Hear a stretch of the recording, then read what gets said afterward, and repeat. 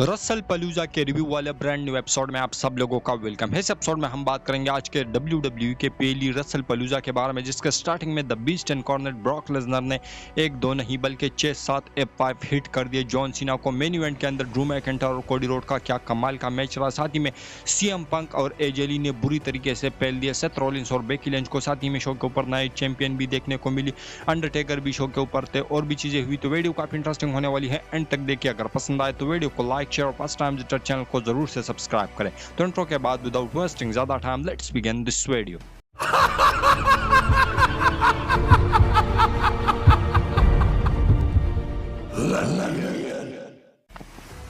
तो सबसे पहले जो शो की स्टार्टिंग है वो हमें देखने को मिलती है the beast and corner Brock Lesnar के साथ में। ब्रॉक लेसनर का एंट्रेंस होता है, उसके बाद जॉन सीना भी आते हैं बच्चों के साथ में। उसके बाद जॉन सीना जो रिंग अनाउंसमेंट है उसकी वो हो जाती है, वो काफ़ी लंबी चौड़ी अनाउंसमेंट होती है जॉन सीना की। उसके बाद पॉल हेमन आते हैं अनाउंसमेंट के लिए, जो कि the beast and corner Brock Lesnar की तरफ से था।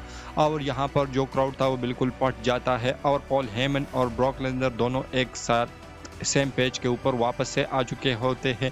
इसके बाद जो मैच है उसकी स्टार्टिंग हमें देखने को मिलती है। शुरुआत में जो जॉन सीना है उसको एक सुप्लेक्स मारा जाता है, दूसरा सुप्लेक्स मारा जाता है, पावर स्लैम दिया जाता है। उसके बाद जो जॉन सीना है उसको F5 हिट किया जाता है, लेकिन उस पर जो जॉन सीना है वो किक आउट कर देते हैं। उसके बाद जॉन सीना शोल्डर टेकर 4 बार लगा देते हैं, जिसके बावजूद जो ब्रॉक लेसनर है उसको गिरा देते हैं। उसके बाद AA हिट कर देते हैं, लेकिन तुरंत ही ब्रॉक लेसनर वहां पर खड़े हो जाते हैं। उसके बाद दूसरा AA हिट कर देते हैं, उसके बाद भी ब्रॉक लेसनर खड़े हो जाते हैं और तीसरा AA लगाने के बाद जैसे ही जॉन सीना पिन करने चलते हैं तो वहां से उठाते हैं ब्रॉक लेसनर।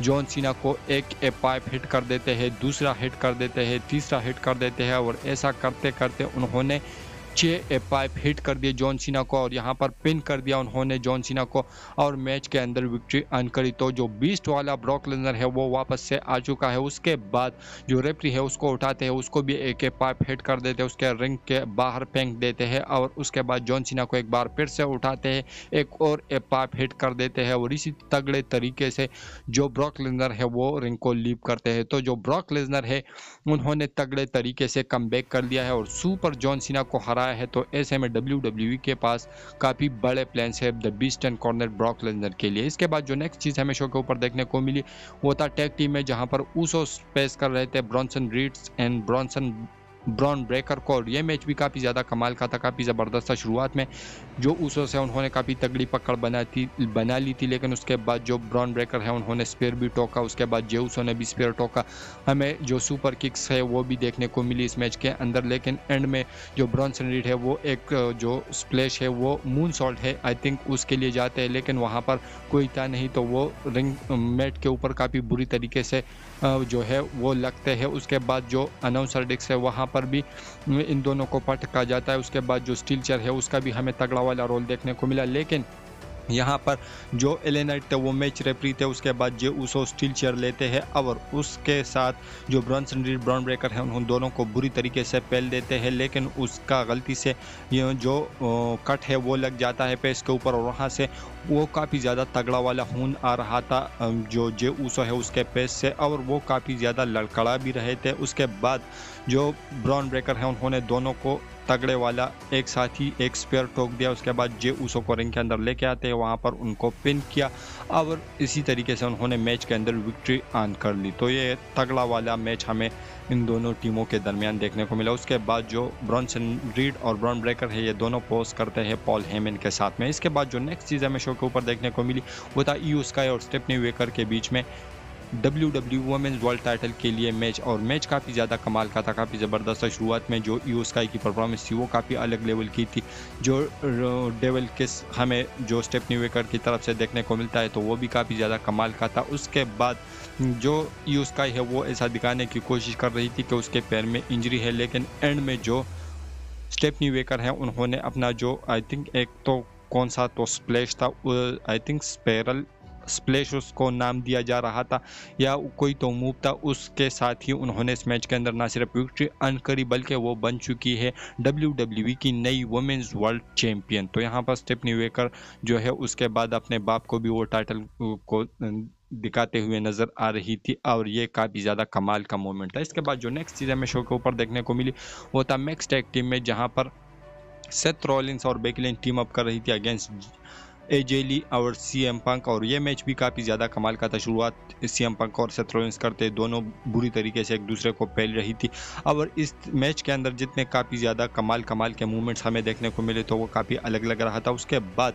जो सीएम पंक है वो टैग इन करने की कोशिश कर रहे थे, लेकिन सेथ रॉलिंस उसको करने नहीं देते। एजे ली को भी एक बार गिरा देती है। बेकी लिंच जो है उन्होंने तपड़ भी जड़ दिया सीएम पंक को। उसके बाद आउटसाइड अब द रिंग जो है ये चारों लड़ रही थी। इसके बाद जो एक मोमेंट तो ऐसा आता है कि एजे ली को जो सेथ रॉलिंस है वो गोदी में ले लेते हैं। उसके बाद सबमिशन एक दूसरे के ऊपर लगा देते हैं। उसके बाद जो सीएम पंक है वो रिंग के अंदर जीटीएस भी हिट कर देते हैं सेथ रॉलिंस को, लेकिन उसके ऊपर जो बेकी लिंच है वो पिन को ब्रेक कर देती है। उसके बाद डबल पीडिग्री भी हमें देखने को मिलती है बेकी लिंच और सेथ रॉलिंस की तरफ से। उसके बाद स्टॉम्प भी देखने को मिलता है, लेकिन रिंग के बाहर जो एजे ली है वो भी जो सेथ रॉलिंस है उसको स्टॉम्प कर देती है। उसके बाद एक थप्पड़ भी जड़ देती है। उसके बाद जो सीएम पंक और सेथ रॉलिंस बेकी लिंच है ये तीनों बाहर होती है। एजे ली इन तीनों के ऊपर गिर जाती है अब रिंग से, और उसके बाद जो सीएम पंक है वो